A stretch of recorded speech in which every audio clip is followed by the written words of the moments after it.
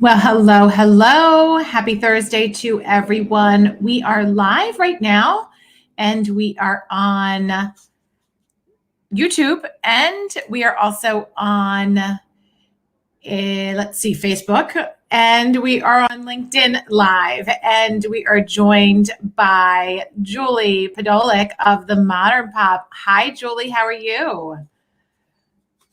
This is our first time bringing in a guest using StreamYard, and I want to welcome everybody to the Entrepreneur Evolution live show. What we are doing today is we are bringing back guests from the podcast, and today, Julie, you can't hear me? Hold on 1 second. I can hear you, and we are live. I'm having technical issues here. Okay, that's okay. Let's see if I can figure that out on this end here. Oh, she just dropped off. Okay, so we are going to wait for Julie to hop back on. And as we do that, I just wanted to share with you what the Entrepreneur Evolution live show is about and a little bit about who I am. I am Annette Walter. I am a business growth coach and operations strategist and owner of two national companies that are growing and scaling: Timber Industries and I Evolve Consulting. And I'm on a mission to create a community of entrepreneurs for entrepreneurs. So this show is for you, about you. I want you to feel surrounded as you are scaling your businesses, regardless of what stage of revenue you are in, what team size you have, what industry you are in, because there are so many commonalities. And the purpose of this show is I'm going to be bringing back my guests from the podcast to hear a up-to-date snapshot of what is happening in their business. And then we're going to ask them specifically what is happening in their industry. Okay, so today's guest is Julie Podolec. She is the owner and founder of the Modern Pop. So we're going to be hearing from an update from the food and beverage industry and that space, okay? And she created a frozen fruit treat with simple ingredients and based on, when she was at that stage of having kids and little ones, and she wanted to find a better product for her family and her kids. So if you haven't tried her product, it's amazing. She even has like yummy products with like chocolate and avocado in it. So I know a lot of you are getting ready for summer and swimsuit season. So this is a nice healthy treat to really check out. And she's in most supermarkets across the United States. So what I'm interested to hear from her today is how's business going? But I really want to get a pulse of distribution and supply and demand and what she is seeing from her side of things, the back end side of things of being in the supermarket, retail space, and distribution space. I can speak from, thank you for being here. I can speak from my point of view at Timber Industries.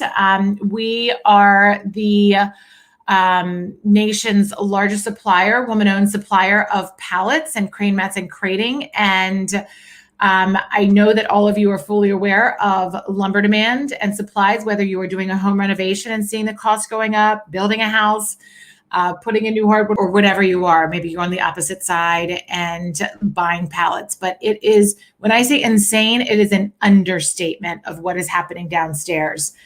We have supply, thankfully, because of the way we're set up. And there's a lot of people that don't out there. And I really just want to encourage you as you are in your business, in the weeds of your business, to make sure you are lifting your head up right now and you are looking out there and watching what is happening with supply and demand, the cost of fuel, the cost of resources, because you really need to have that on your radar and as part of your daily conversations with your team, especially as you are looking at third and fourth quarter, okay? So I can't get her back in. Let's see. This is the first time we're trying this. So this is trial and error or trial and success. It's either going to work or not work. Okay. Let's see if we're able to get her on. I could hear her before, but there's a chance it might not work. So let's just see if we're able to figure this out, and we'll give it some time. Here's a topic I want to talk to you about while we're waiting for Julie to hopefully join us. And what that is letting go of things in your business and building that next layer in your business, okay? And this has been a common theme that's come up this week alone, is that basically business owners are saying and feeling and knowing that they need that next layer in their business, but it's almost like an identity crisis. So when that next layer happens, what will I do in my business? Will there be stuff for me to do if I let go of these things? If I hire a CEO, if I bring in that next layer of management, what will I do? And let me tell you, until you make that step, you will not know those things to do. But once you arrive and you have built that layer and that entire piece of your organization, it will be life-changing. And that's what we're doing with a lot of our clients right now, is we are building and we are growing and we are building teams and building people and building companies. So just a quick tidbit. Hi, Julie. Are you able to hear me? Yes. Can you hear me? Yes, I am. You always look so beautiful with your red. We are live. So welcome, welcome. You did it. Was it hard to figure out on your end? No, it's just my my earphones weren't connecting. So here I am, and I'm live on the show. So I'm excited to be here, Annette. I'm so excited you're here. Julie Podolec is the owner and founder of The Modern Pop. She was our guest on the Entrepreneur Evolution podcast, episode 39. And then I actually reposted it this past week in episode 84. Okay. A great story. And, you know, this live show is really for entrepreneurs, about entrepreneurs. So thank you for doing this with me. The way that this is going to go is I'm going to ask you 3 questions, and then you get to ask me any question. I don't know what you're going to ask me, and we'll make it brief and brilliant and have some fun. Okay. Awesome. I'm excited to be here. I'm so excited you're here.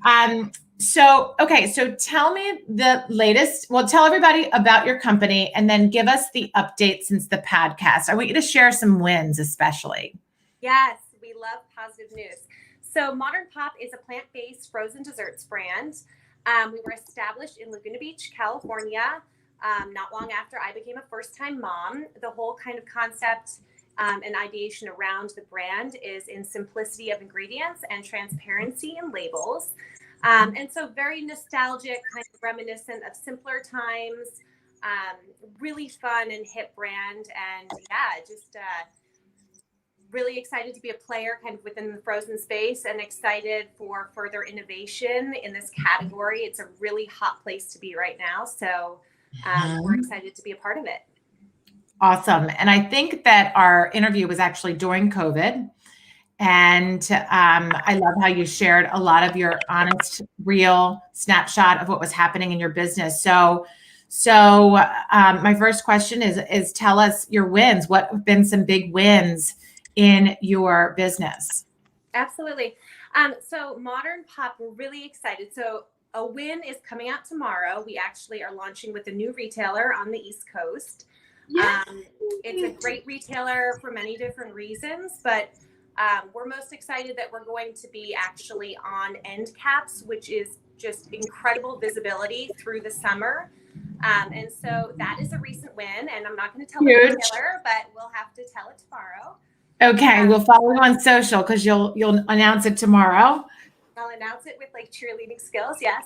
Yay! I know, it's exciting, especially because, you know, when you have that visibility on shelf is when you know that you have, you know, the best chances for success. And so we're really setting ourselves up, you know, through the summer with this retailer, which is awesome. Another win, an existing retailer. So we launched with CVS, I'd say about maybe 2 years ago now. COVID got me all screwed up on the time, but we actually we have further distribution with them. So we've expanded kind of our footprint with them through the West Coast. They're an incredible retailer. we're in a great position there because we're a premium brand, obviously, you know, so within their category and within their sets, we really stand out. They don't have, you know, 7 or 8 different frozen fruit bars. They probably have about 2 to 3 different brands. Right. And third, innovation. So innovation is always exciting. We're kind of always, you know, thinking about different formats and different ways that we can kind of seed for growth within the category. So we've been working on some things kind of within the background. Those are huge things. I'm like thinking about all the hustle that's going on behind the scenes, you know, to have your product on an end cap in a major retailer on the East Coast is such a huge win. Congratulations. Thank you. Yeah. That's like awesome so exciting and something you've been working so hard for. And I'm just excited that you're going to be on the East Coast, even more so because that's where we are and where you are now, right? Yep. That's great. That's great. All right. So let's give, you know, I really want this live show to be real-time industry update. You are in the food and beverage space, obviously supply and demand, supply chain logistics. You're seeing and feeling all of that. So give our audience, you know, real-time, thoughtful advice about an industry snapshot of what you're seeing and witnessing right now.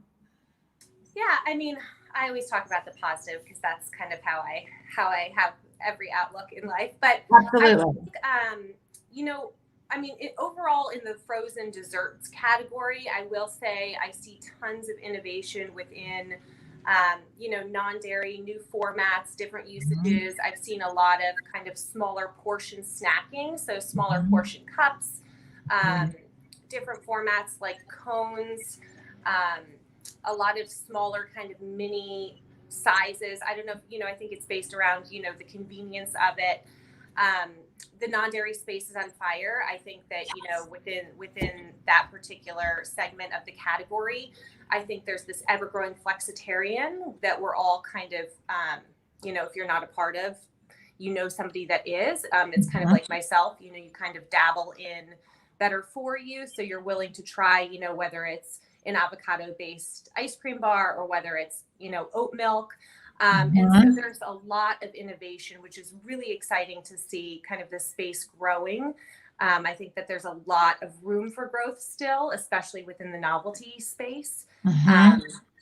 So that's really kind of where we've been studying and kind of looking at all the different ways that, you know, brands are really kind of moving the needle and kind of moving these bigger Goliath companies and watching kind of how everybody is adding to the category and the value. Absolutely. And I love that you gave that perspective of, you know, different sizes, snack sizes, different types of, you know, proportion, repackaging, and really giving the consumer different options out there, because we have a lot of food and beverage guests on the podcast, and, you know, it's really important. And most of them have been from the flexitarian standpoint, you know, the plant-based, the non-dairy, and to see your timing into the market, right? And to see how thoughtful you were. You really forecasted that need.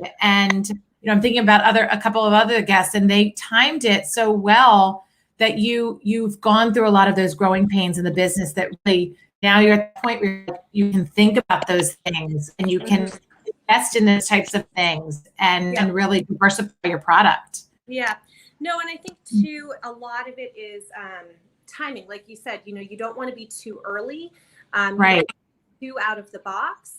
But yet you also want to be a leader and you want to be able to kind of be a pioneer in that category. So I think timing is a lot of the success that, you know, brands see alongside obviously taste profile and other concepts. Absolutely. We have a good question coming through here in the comments, and it's due to COVID, did you have to outsource your supply chain and operations team? And did you have any issues with raw materials during rapid growth? You know, we really haven't. We have some really great co-manufacturers that we work with. We haven't had any problems. You know, I think that I know brands have, but luckily, you know, our suppliers, everything really stayed consistent. So that was good. I mean, I think that COVID, did pose a lot of problems for a lot of brands, though, from what I've heard. Absolutely. And, the power of finding a strong partner and a strong co-packager, co-manufacturer is just, it can make or break you. Really, it can. Mm-hmm. So, okay. So tell us any current challenges or growth opportunities that you see as we're going into third and fourth quarter. Yeah, I think that overall, as an emerging brand, I think capturing mind share is always it comes back to marketing, and it comes back to, how you can create more mind share and be able to be a bigger brand, for obviously all of these different consumers that are walking past you, or, how do you separate yourself? So I think ongoing, it's always that constant creative, how you can separate yourself. I think as a brand, we do a great job in regards to the overall visionary and the imagery for the company. Yes. Yesterday's classics, ingredients of today. It's very specific to kind of what we're doing and who we stand for. Yes. But, as a smaller emerging brand, it's constantly trying to gain the mind share, have bigger sets, have more visibility on shelf, and how you can kind of think creatively to drive growth and drive more consumers to those retailers to support them, and to ultimately, obviously, have further sales.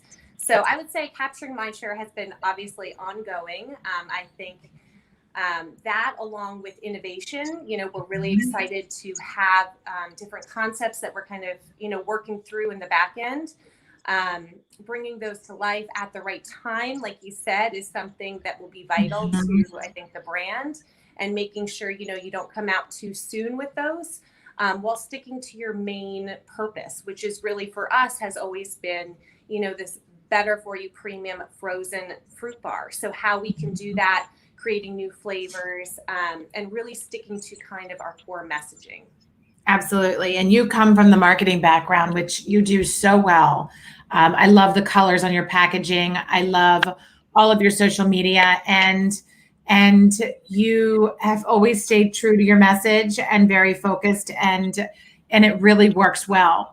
And on that point of visibility, sometimes we are doing the tactical pieces of showing up for our audience, but we end up talking to the same audience. So really thinking about how to expand visibility, to be talking to different audiences, and to be really gaining that reach and gaining all of that. Megan is saying that she loves your packaging. That's great. Thank you. Yes. So fun. Okay, so now it's your turn. You get to ask me a question, any question. I don't know what you're going to ask. So let's, No, it's kind of, I was thinking about this. It's a very broad, you could take it many different ways, but, I don't know. I say I'm an opportunist because I really think, with everything negative, whether it's COVID related, I do think, it's good. Like, change is always good in my eyes, whether you have to change into a new way that your company operates. And so I'm just interested, how COVID has affected you in a positive manner. Maybe you took your, consulting in a different way, or whether it's one of your businesses, but how you've used it kind of in a positive relationship. Absolutely. And it's so interesting. This marks, a year. Everybody, if they reflect on what last April was, we were really in the thick of it, right? The second quarter of 2020 was a rough one for so many people and so many businesses. And, where COVID had really improved our company, and I'll speak specifically to Timber Industries, is you reflect and you are grateful for your team, and you see how strong your team is and how resilient your team is, because we were essential like you. We didn't stop. We did not stop. We were cranking it, as a lot of businesses were. So, what my reflection was on COVID as a leader and a business owner was to always be ready for anything, and you never know what you have to be ready for. And to really make sure that strength is in your team, and that your people are okay. and Right. the importance of, how being a business owner really ripples outside of your team and their families and their families and their families. Mhm. So, and also partners, having really strong partners Mhm. that when you go through something really, really challenging like that, it's just, you go through it together. And with the right partners, you can really get through anything. And now, especially right now, with a lot of the supply chain and supply and demand issues that we are facing, the power of partnership is huge. Our network is over 1,600 mills across the United States. So the power of a partnership and really making sure those partnerships are authentic and respected is really important. Right. And you probably see that like with your co-packers and your co-manufacturers, Yeah, absolutely. And just, you're right. Like the people that you work with or your retail relationships, I mean, it really comes back around to, I always say this, like, the trust that you have with one another and the relationships that you build in industry, at times like that were extremely important and obviously still are. So I agree. It really is. It's strengthened the power of the people. Yeah. I was on a call the other day. I coach women attorneys on the East Coast for one of the firms in the local area. And, it's like everybody had just come off the second round of the vaccination, the first round of the vaccination, and they were talking about how they were feeling. And they're like, it's like we're all still going through this together. Like we're all still going through the repair, the kind of unpeeling and coming out and all of the different things that make you just stronger and more resilient and keep on showing up for each other, right? It's the power of the people and surrounding yourself and being around good people and good partners. That's really what it was for me. Mm-hmm. Great question.